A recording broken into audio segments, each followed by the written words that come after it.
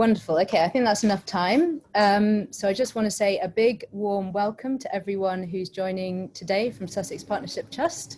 We are super excited to launch Make for Tomorrow, which is a collaboration between us here at Hospital Rooms, Make Your Mark, Arts Over Borders, and Heads On.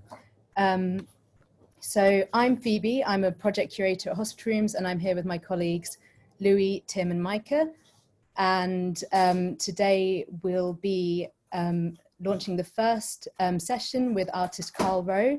So it's really great for us here at Hospital Rooms to be working with Sussex Partnership Trust again. It really feels only like yesterday when we were at Hellingly Centre doing the project there. So it's amazing to come back, and we really had such a great relationship with the service users and staff at Hellingly, so it's great to be forging some new relationships with other units of Sussex. So a little bit about Carl. He is the fine art tutor at Norwich University of the Arts, and he's also a printmaker. He worked with us on our project at Woodlands in Ipswich, which you can see his work there. And I'll be very shortly handing over to Carl. Just a few housekeeping rules, or notes, not rules. We'll be recording this session, and everyone will be, no one will have their audio or video on apart from the Hospital Rooms team and Carl. So that's just for security and privacy reasons. We really want this to be an interactive experience, however, so please do feel free to drop any comments or questions that you might have for Carl in the little chat box at the bottom of the screen, and me and Louis will be reading those out to Carl throughout the workshop. I'll also be sending out a link, a Dropbox link, so you can all share your work that you've been creating in this workshop with us and with Carl. So I think that's it from me, and I'll now pass over to Carl, but thanks for joining. Okay, hello everyone, and welcome to my studio. What you can see behind me is my studio in Norwich, and it's a real delight to be able to spend a little bit of time with you doing what I hope will be a good, fun, practical kind of workshop. We're looking at the process of taking rubbings. Now, I'm sure most of you have probably heard of brass rubbings, where people will take very thin paper into a church and they'll take rubbings from the floors, from the gravestones in the church. And you might have even done this yourself when you were very young, taken a coin and a piece of paper and rubbed over it to make a little image of coins. So it's really, really simple. And the great thing about this is the materials that we'll be using cost nothing. I've been on the rampage looking for bits and pieces today, and we'll talk a little bit about the materials that we're using in just a second. But in terms of fine art and art and the use of rubbing as a technique, I'm going to introduce you to an artist who I really like, Max Ernst. And just get that in view. And you can see some of the works that he made in 1925. Max Ernst was on holiday on the Atlantic coast of France, and he noticed that there's some really lovely images in the floorboards of the scrubbed floor of the hotel. So he took some paper and just did some little rubbings of the floors and noticed that there were things like birds and trees. He was a surrealist. He kind of found all of that very interesting. So in terms of one of the first really exciting uses of rubbing, or he would refer to it in the French as frottage, we can look at Max Ernst. So look at these lovely things, using leaves and kind of placing them together to make them look like that looks like a dragonfly. And here's another leaf with a piece of wood. So that's my art history lesson. Where we start off. Oh yes, and there's a lovely list of things that he used: wickerwork, dried beans, string, cherry stems, seashells, leaves, and bark. Wow. I did manage today, on my way to the studio, I managed to find some gigantic leaves. So we'll certainly use some of those in our process today. I'm knocking things all over the table, which is just like me. We're start off in a very, very simple way, though. We're going to start off by just cutting a circle, a square, and a triangle. So we're using those very, very simple shapes. So hopefully what you've got to begin with is some card. We've got some corrugated card here. That's an old file. We'll use that.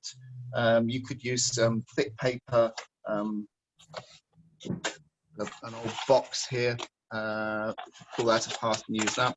So the materials that we're using at the moment, so long as they've got a certain amount of thickness to them, so long as you can feel them when you rub your hand over the top, they should work. So what I'm going to do is I'll cut the circle out of this because it's a bit easier than using some thick card. So I suppose in a way, circle, square, triangle, these are universal shapes. You could begin to think that, well, that's not exactly a circle, but it's near enough. It doesn't have to be perfect. It's circular. Universal shapes that all the forms that you might see around you can be made out of. Squares, circles and triangles, lines.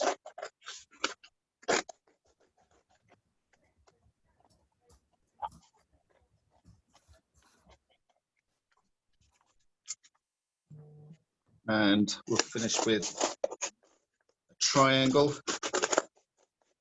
Thankfully, this isn't a maths lesson, so we don't have to know what type of triangle this is.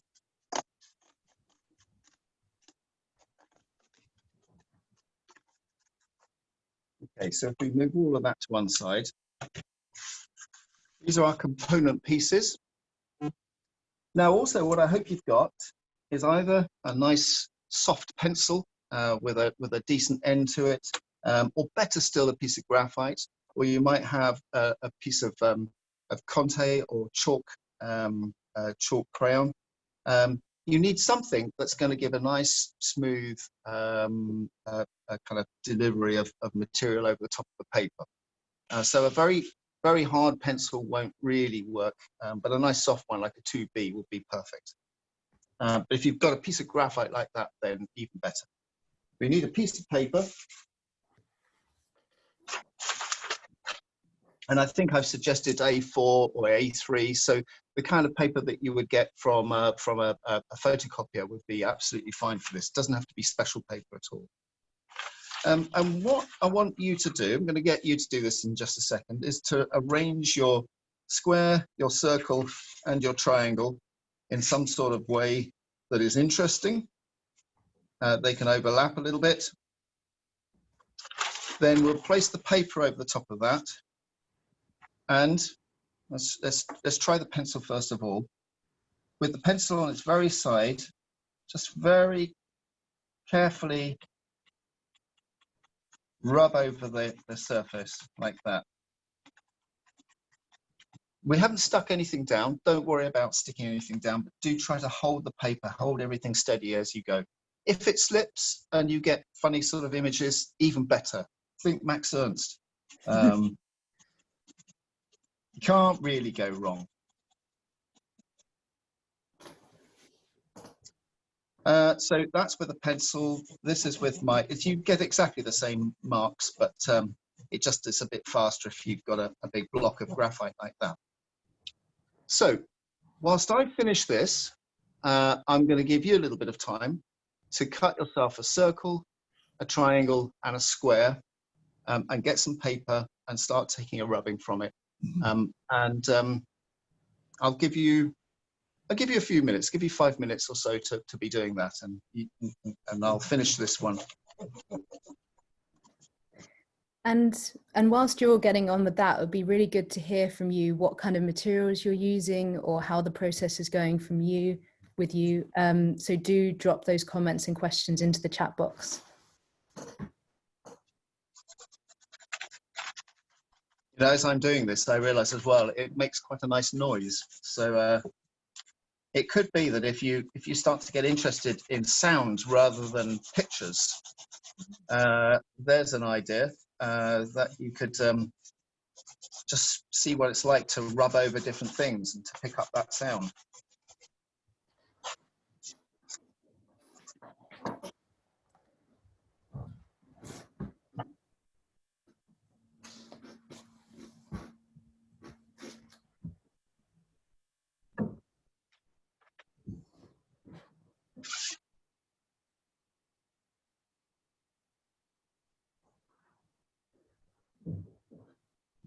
corrugated cardboard is really nice because the texture of it, the surface, picks up all of those little lines. So it looks far more interesting than just a flat piece of card. How are you getting on? I know you can't answer me, but I care. How are you getting on? And I know some of you will be wanting to do the best circle ever, and you're still cutting a circle. And others of you will be a bit like me, and you'd have finished it now and ready to go on to the next bit. But I give you a couple more minutes. Anyhow, all of this can be done in your own time as well. You don't feel as if you have to finish everything in just this little webinar session. So Carl, is it better to have shapes with straight edges, like clean edges, or can you tear as well? Can you start sort of tearing materials? Nice one. There we go. There's a piece of torn corrugated card. We'll use that in the next bit. But yes, Phoebe, you're right. I've cut things, so that's really quite straightforward. But if you tear and you get this lovely, just sort of different stepped relief surface that you get on corrugated card, or even just on ordinary card. Let's just try that with a bit of this. We'll pick up a little bit of texture there. So yes, cutting and tearing. Sometimes blunt scissors that don't cut very well, they're not really very good scissors, are they? Until you're an artist, and then scissors that cut in an odd way become a very, very interesting tool to use. So yeah, all of these little edges can be very interesting. Okay, I think we'll move on to the next thing. And I'll just remind you of Max Ernst as well, the artist. And I mentioned that he was a surrealist. And so one of the focuses that we've got in this workshop is the notion of imaginary landscapes. Even with doing simple things like squares, circles, and triangles, you begin to see the representations maybe of the sun or the moon, or possibly mountains. So we're going to think about imaginary landscapes. So that's the next thing I want you to do. There's a little bit of subject matter in here now, so you can be inventive in your mind, but you can't get into too much detail here. And I want you to use a variety of different materials. We've got the corrugated card. I've also mentioned string. You might have some string. I'm not sure what that was that flew off over there. I've mentioned leaves. Look at the size of that leaf. I wish I could tell you what the tree was. I can't. I think it's an Indian bean tree. So we've got a leaf, actually, with a slightly smaller one. Some string, as I've mentioned. Some of you might have got some sawdust or rice or things like that. I think I was suggesting that. Here's a curious thing, though, so a little paper hole puncher. Punches little holes out of your paper, and I'm just thinking that it'll take me forever to clean this space up when I've finished. But we'll make some use out of those as well. So what I want you to do now is to use all the materials that you've got some little kebab skewers here, and try to create an imaginary landscape. So I'm going to do that first of all. You can have a little look. If it's rubbish, you can laugh at me. If it's really good, then I hope that's an inspiration to you. So I'll use that nice little bit of corrugated card because it's got that tear on it that Phoebe likes. I'm going to use the leaf as well. I'm going to use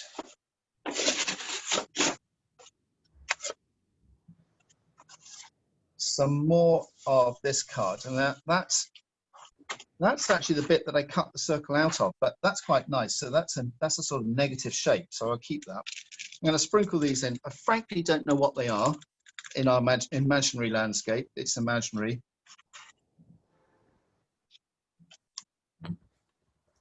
We'll get some string on there as well. And I suppose the other good thing about this is that you don't really know what's going to happen. And I think there's a certain interest in that. I think my interest in printmaking is I'm never really sure what's going to come out at the other end of it. It's a woodcut or a screen print or any other kind of print. So I'll place these along here. I've got a feeling that these little things might be a fence if we were going to try to make it into an understandable landscape. Anyhow, we've got a collection of things there.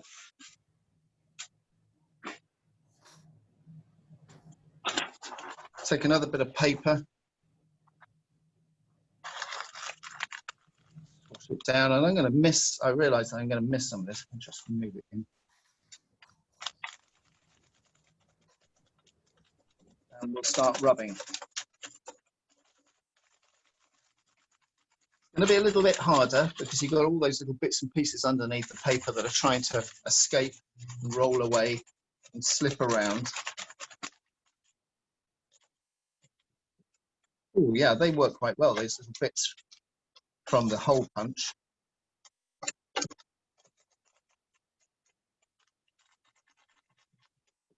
Okay, so I'm going to carry on doing this until I've completed the rubbing. So I'll let you get on now with your own imaginary landscape using all of the bits and pieces that you've got around you. It's going to take you a little bit longer to do this, so I'll keep an eye on the time, but I'll give you at least 10 minutes to be working on this. Perhaps whilst you're working on it, if any of you have got questions, you can let Phoebe know, and she can relay your questions to me. Happy to discuss things whilst I'm completing my rubbing here. As always with those guys, just the Q&A box at the bottom, you can just write anything in and we can, any questions or just telling us what you're working with.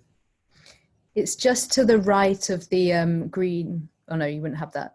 But it's at the bottom of the screen, and it's one of the little icons that says Q&A. If you can't find it.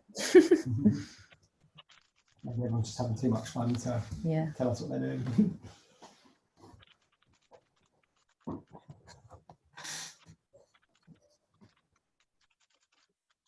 I hope you're having some success with this.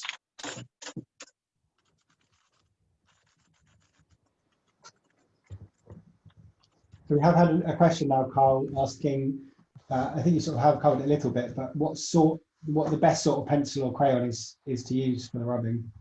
Oh, right. Well, you can get things that are specifically for church brass rubbing, but it's basically just a lump of graphite. So this you could get from any art shop, and I think you can probably easily get this online as well. You can get this delivered. So that's a big chunk of graphite. If I just show you.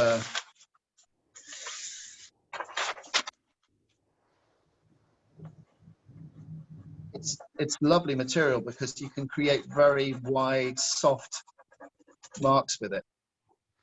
So that's probably the best, by far the best, a lump of graphite. But as I was saying, a 2B, 3B, 4B, a very soft pencil, if you use it on its edge, will be absolutely fine as well.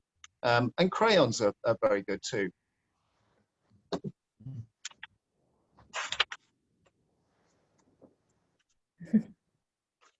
I was going to, now this is something else that you can do. You don't have to do all the one rubbing in one go. You can move stuff away, put something else in its place, and build up the rubbing. So don't feel that you have to do it all in one go. And I just feel that I want to get a bit more of the texture of this leaf coming through because it's a beautiful leaf. It reminded me of Max Ernst. Not the leaf itself. So does the amount of pressure or the sort of process change with what's underneath it, or is? Yes, it does a bit actually, and you sometimes you can control the pressure as well. So if you've got something that's very let's get this bit of card back.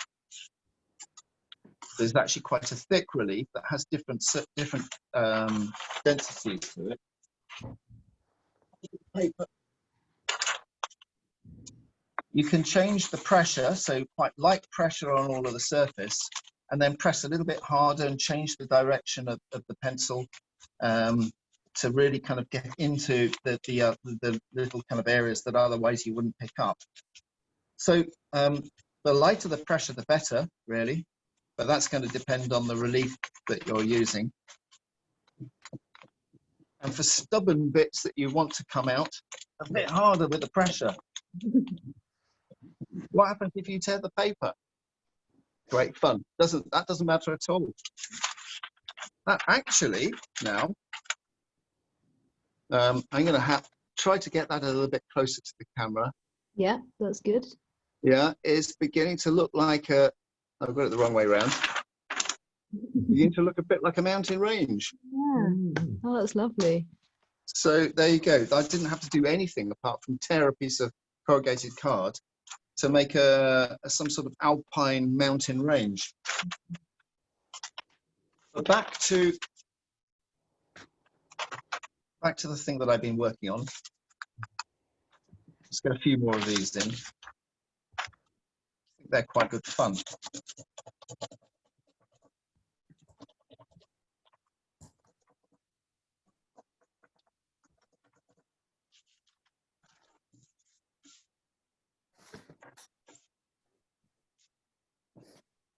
Are your hands as dirty as mine now? Let us know. Yes.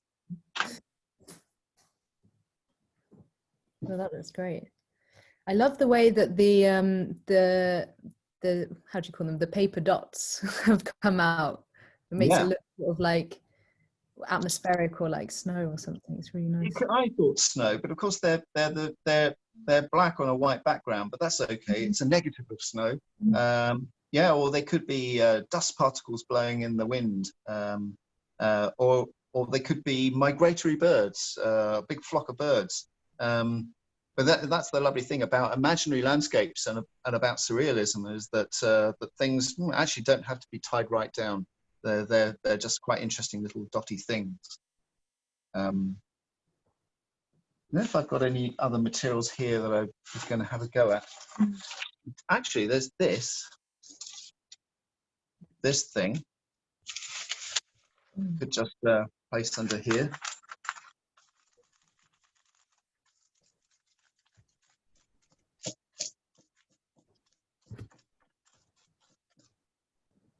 Not sure that works. It smells nice though. Multi-sensory. Balance that up. We'll go over here as well.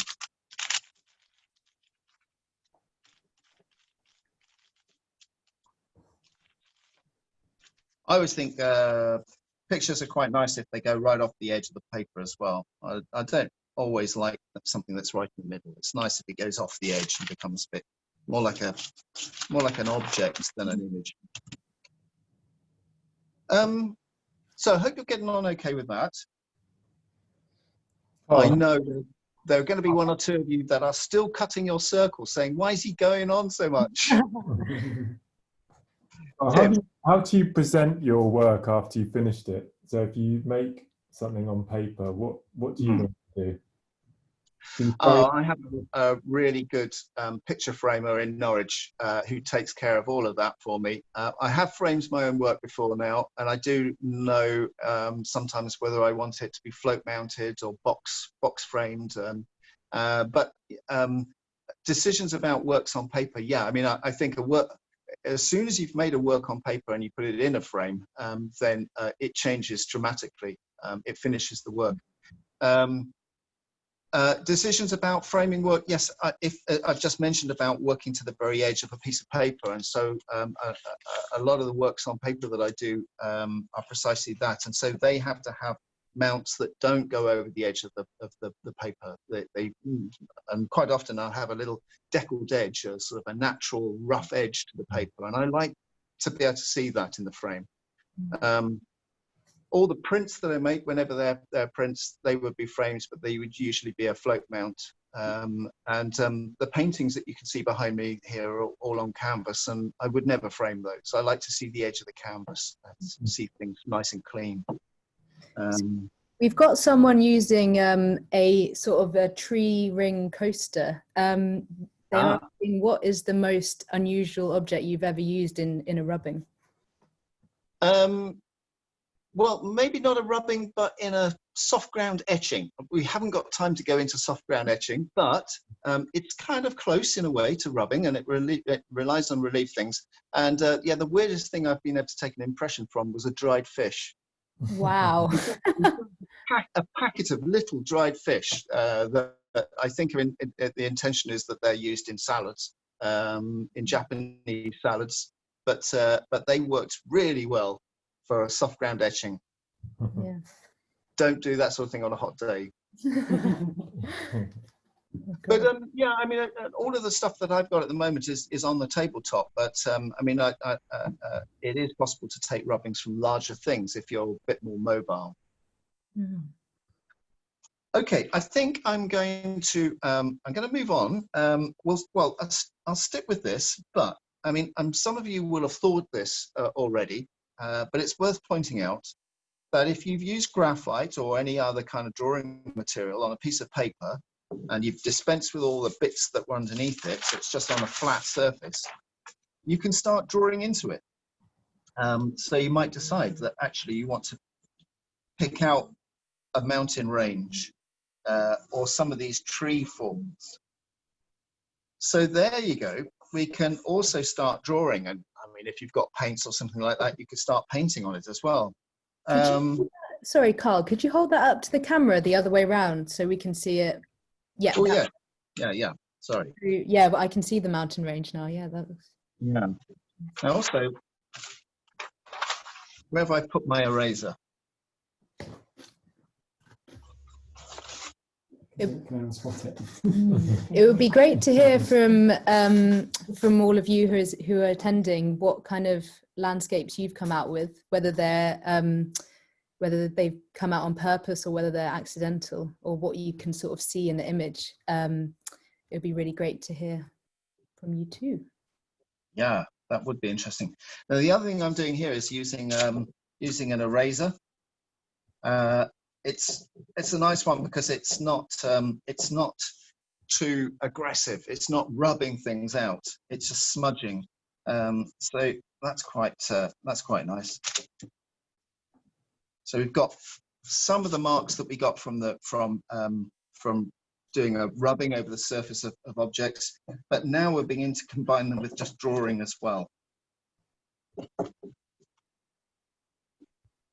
And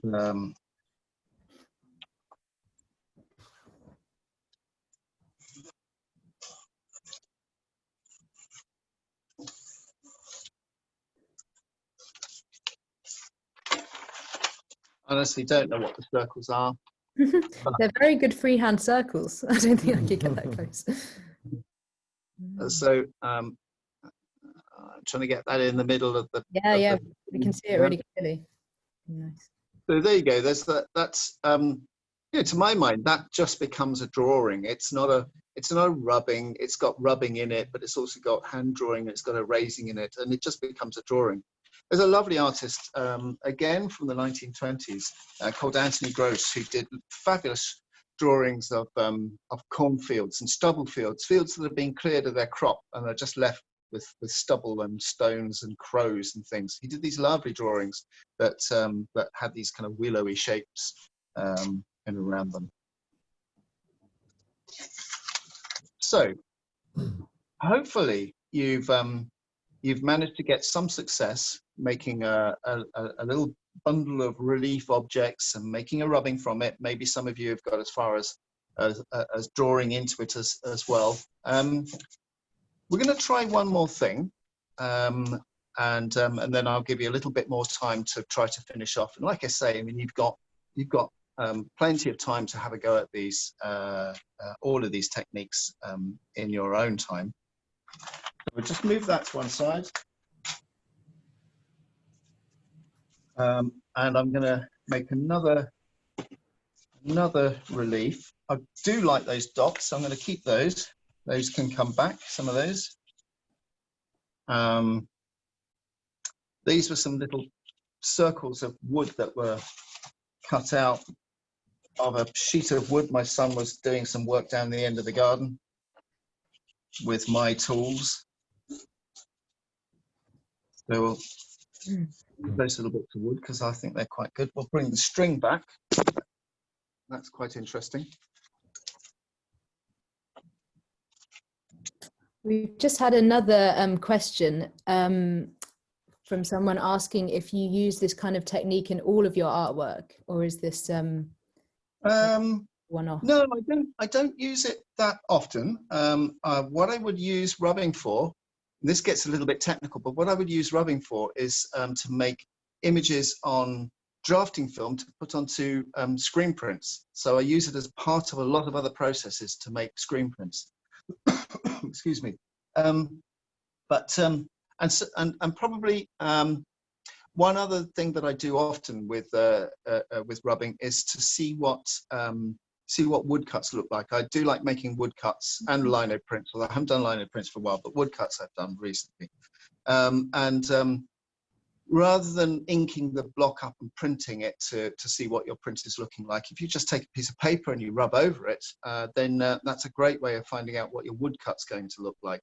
It becomes another work in its own right. So it's just one of those things that I don't even know when I was first shown. I think it probably was when I was a kid and I rubbed over a coin, and I love that idea. I think there's a printmaker inside me. It's always liked impressions and things. But it's a kind of a process of taking impressions and rubbing that that I've had with me ever since I've been an artist, but it's just one of many things that I would do. There's no rubbing involved in these paintings. These are quite straightforward. They're just painting on canvas. But I do, with that, I use masking tape, and I mask out areas and paint around objects. So there are sharp geographic images. So that's the printmaker in me making paintings as well. Okay. So a couple of these sticks. I quite like this. So let's talk about found objects. That's another thing you'll hear artists talk about: found imagery, found objects, things that weren't ever meant to be art, but start to become quite interesting. So that's just a little chunk from a box, and it's got some interesting bits where it was cut out, where it was intended to be folded up. But unfold that, and that starts to become lovely. I might move those away. I think rather than a landscape, this is becoming a very abstract face. Let it happen. It's got my hair in it. I think it's mine as well. Yeah, we'll do this portrait instead of horizontal. Now, this is the final process that we're going to have a little go at. This is a little bit unpredictable. If you thought that taking rubbings from objects was unpredictable, then this is even stranger. What we're going to do now is to use just transparent candle wax. This is just from a little tea light. So hopefully you've got a candle or some transparent wax available. If not, just watch what I do, take notes, and at some point, hopefully you'll be able to do this yourself. So we're taking the wax, instead of a graphite chunk of graphite, we're taking the wax and we're going to rub over this, and we won't be able to see much to begin with.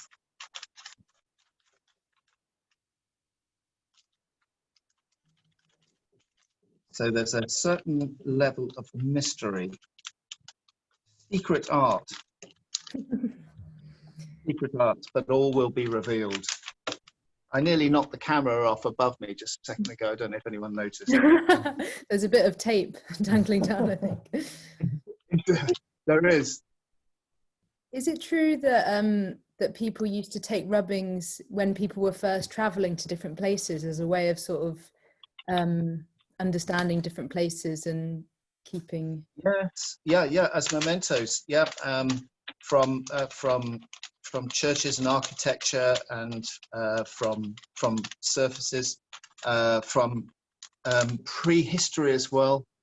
I think that I really think that's probably frowned upon now. But I tell you something now. When I was about 7, I think we went to Stonehenge with the school trip, and you could walk around Stonehenge then, and there are Saxon axes that were bashed into the surface of the stone. So this is kind of Saxon graffiti, and And on our project brief was to find the Saxon axes and take rubbings from them. I've tried finding, I've looked, I can't find them anywhere. I wish I had them.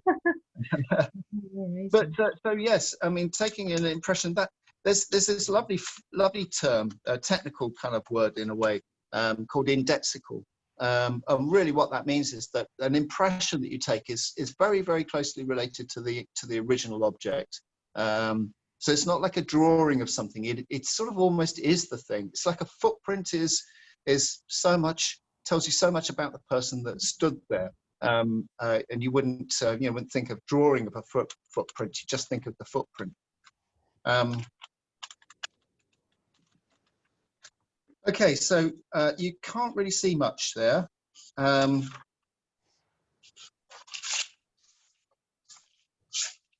This could go wrong, folks. I have very little control over this, but it's good fun in any case. So what we'll end up doing is making a painting, even if it doesn't make sense. So I've just got now a nice, lovely wide brush, nice soft brush. If you get these from art shops, they're expensive, but you can get, I tell you what, are really, really useful makeup brushes. They're very, very soft and they work perfectly for wash. And I do have my filthy palette of watercolor here. You do have to use either watercolor or or water-based ink. It has to be water-based. Ink is fine as well, but it has to be quite dilute. So, you know, experiment. If you think you like the idea of doing this, but it doesn't work the first time, don't be put off. Just try different materials, try a different candle. I've got a feeling that this is a bit soft, and try different watercolor. Right, let's have a go. Let's see what comes up.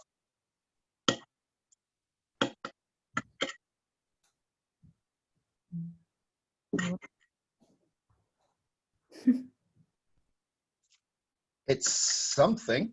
The big reveal. We don't know what it is yet.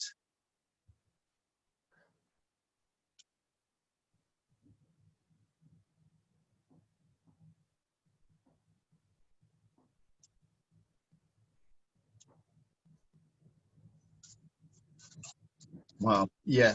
I think that candle is not really, the wax isn't strong enough. Because that's gone a little bit strange. But not to worry, because what we could do is to bring back our bit of graphite, and we could start drawing into it. So are the white spaces where the wax there's been a lot of wax put down? Yeah, so what's happening is that the wax is resisting water-based paint. So where I've rubbed over it, the wax is deposited onto the surface, and so I've gone over with watercolor, and it's rejected the watercolor. Let's try and get that mountain range back in. I might have one more go at something. A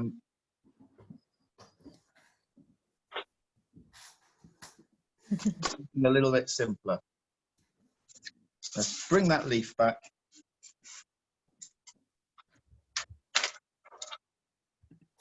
I think, frankly, if you're trying this yourself, and if you've got just an ordinary candle, it's going to work a lot better. This feels sticky to me. Now, I'll give myself one more attempt at this.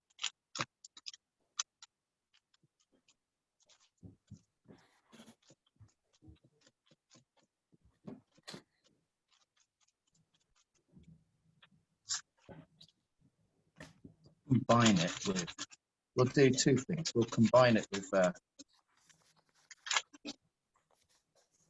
you also used a coloured wax crayon for the same kind of idea, Carl? say again, sorry? I guess you could also use a coloured wax crayon, so it won't be the same reveal, but you'll get a similar.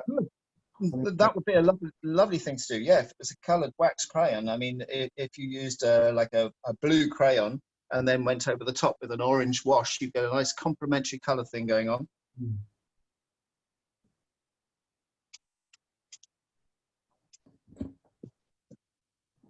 And I played safe this time. and I've just done the leaf.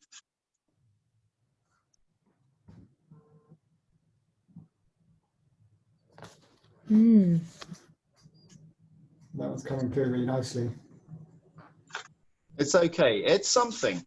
Mm. Yeah, you can really start to see the detail of the texture of the leaf and things. Yeah. So, as I say, I think if you use an ordinary candle, then that will be even better. But I think, you know, something like that, I would let that dry, and then I would start working into that with more paint. It's a lovely background for some sort of imagery. I also really like how the paint thickness is different in different parts, so you can. It's also it's alive. It's still running and rolling, so we could have quite a lot of fun with that. Yeah. So I think that's really almost my time up. So I've shown you a few things. Hopefully I've shown you that it's in essence tremendously easy and needn't cost anything at all apart from maybe your bit of paper, and you can experiment with different things to rub over this over the top of. I've sort of hinted that you don't have to have flat relief things and a piece of paper, that you could actually do what Max Ernst did and take a rubbing from the floor if you can see any interesting bits of floor around you, or maybe the edges of furniture, the chair that you're sitting on. You could have some quite good fun doing that. And I've mentioned footprints as well. You could take a rubbing at the bottom of your shoe. What a crazy idea. In fact, let's actually, I have a shoe here. I was just going to say, I want to see that. So you can all stop what you're doing just for a bit, and I don't expect you to take your shoes off and take a rubbing from them, but we'll finish on something a bit silly. But I've got a feeling we might end up with quite an interesting image. So there you go. That's one of my studio shoes, one of my studio Doc Martens. I've got underneath a bit of paper, and I've got my trusty graphite here. So there we go.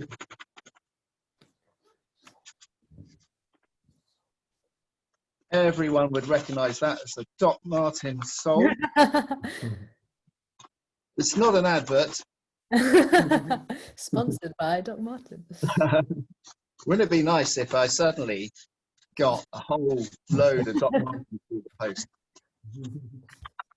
Right, so that was the easy bit, the sole. Wow. Yeah, here we go. Let's throw caution to the wind. So we'll wrap the shoe up.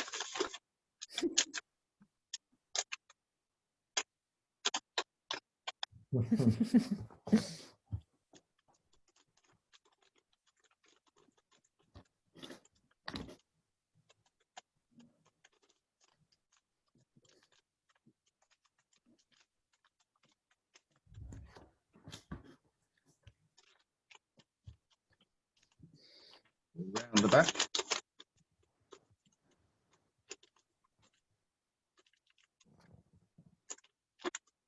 Up a bit of the laces, bit of the shoelace holes.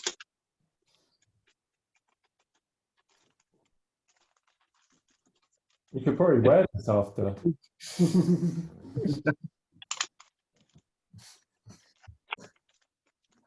Nearly there.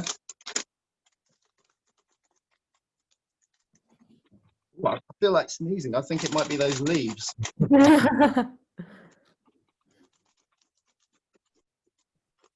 Wow, you can get all of the laces and everything. That's great. Yeah, you get the laces, the stitching at the side there.